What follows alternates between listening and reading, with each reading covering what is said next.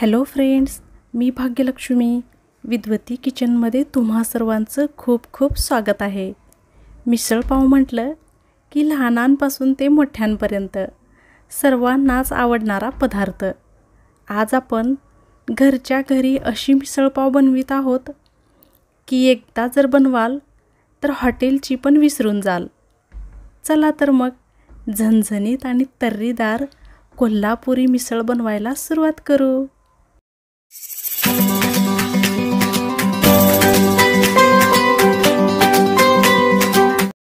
मिसळ पाव बनवण्यासाठी आपल्याला सुरुवातीला मोड आलेली मटकी शिजवून घ्यायची आहे। तर त्यासाठी एका कुकरमध्ये 2 चम्मच तेल गरम करून घ्यायचं आहे आणि मग त्यामध्ये 2 चम्मच जाडसर वाटलेला लसूण टाकायचा आहे आणि तो सोनेरी होईपर्यंत त्याला फ्राय करायचा आहे।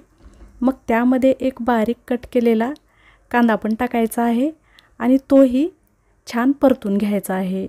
मटकी तशीच न शिजवता लसूण कांदा टाकून जर शिजवली तर ती खायला अजून चवदार लागते।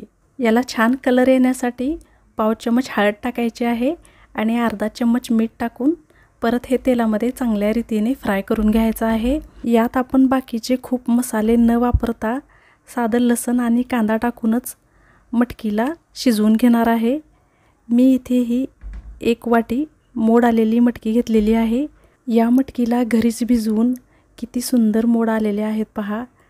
तर घरीच मटकीला इतके सुंदर मोड कसे आणायचे त्यासाठीचा पण मी व्हिडिओ बनवलेला आहे। डिस्क्रिप्शनमध्ये मी त्याची लिंक पाठवलेली आहे, तर तुम्ही ती पाहू शकता। मटकीला 2 मिनिट छान फ्राय करून घ्यायचं आहे। यामुळे मीठ आणि हळद मटकीमध्ये चांगल्या रीतीने मिक्स होईल। मग त्यानंतर थोडीशी बारीक कट केलेली कोथिंबीर टाकायची आहे आणि मग 2 ग्लास यामध्ये पाणी टाकायचं आहे।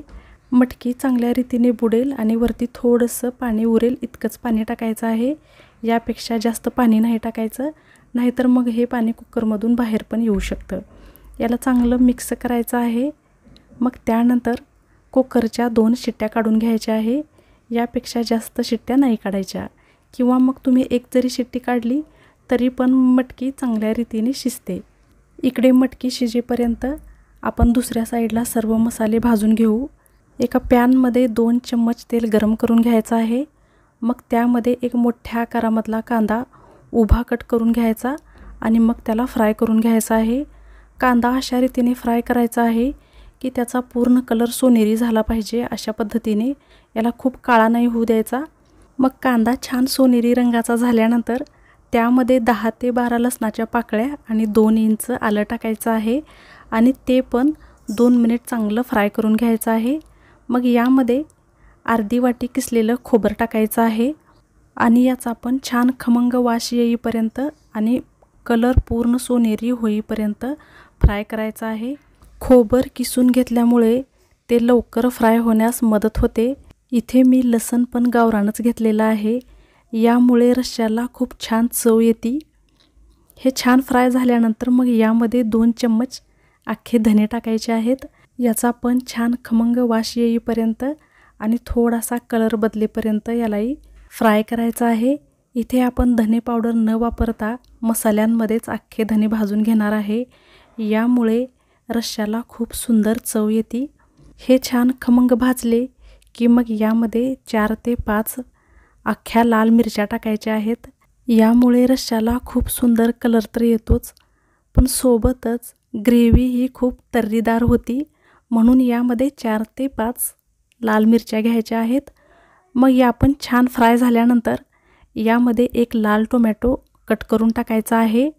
इथे टोमॅटो हा एकदम फ्रेश आणि लाल कलरचा घ्यायचा आहे, यामुळे ग्रेव्हीला खूप सुंदर कलर येतो आणि टोमॅटो फक्त मऊ होईपर्यंत याला फ्राय करून घ्यायचा आहे। आता या ठिकाणी आपले हे सर्व मसाले चांगल्या रीतीने फ्राय झालेले आहेत, तर याला थंड होण्यासाठी आपणाला एक 10 ते 15 मिनिट साईडला ठेवून द्यायचं आहे। मग त्यानंतर मिक्सरमधून याची खूप बारीक अशी पेस्ट करायची आहे। हे मसाले पूर्णतः थंड होऊ द्यायचे आहेत, मगच याला मिक्सरमधून काढायचं आहे। जर पाण्याची गरज पडली तर किंचितसं पाणी टाकून मग याला मिक्सरमधून फिरवून घ्यायचं आहे।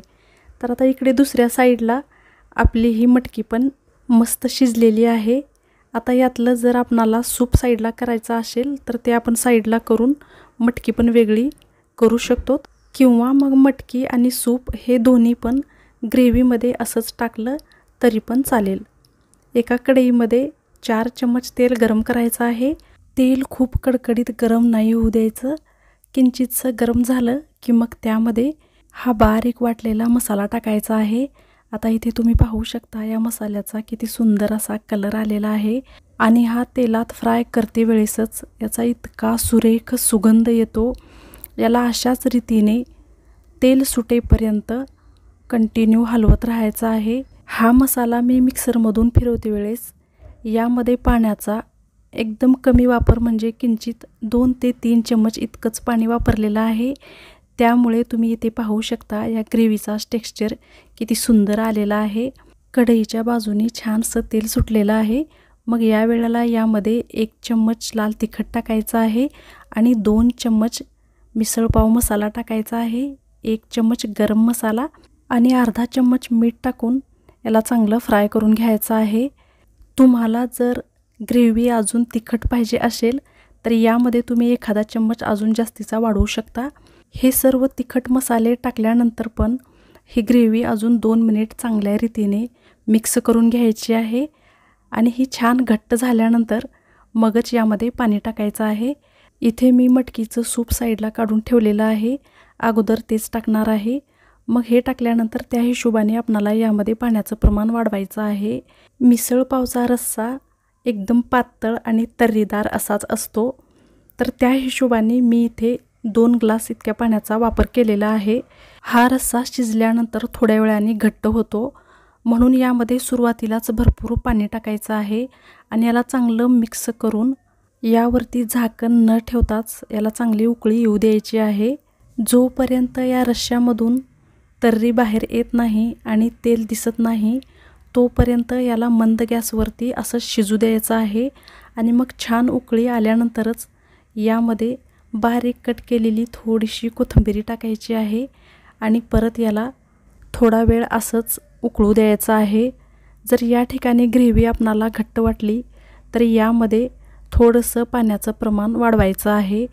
इथे रश्श्यामध्ये कोमट किंवा मग गरम पाण्याचाच वापर करायचा आहे. रश्श्यामध्ये पाणी टाकल्यानंतर पण परत 1 ते 2 मिनिट त्याला चांगलं उकळून घ्यायचं आहे. मग त्यानंतरच गॅस बंद करायचा आहे. तर हा आपला मिसळपावचा झणझणीत आणि तर्रीदार असा रस्सा तयार आहे.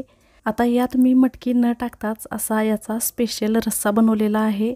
जर तुम्हाला मटकी मिक्स करायची असेल तर यामध्ये ती मिक्सही करू शकता. हा आपला रस्सा गार झालेला आहे आणि यावरती किती छान तर्री आलेली आहे. हॉटेलपेक्षाही झणझणीत आणि चवदार अशी आपली मिसळ पाव तयार आहे.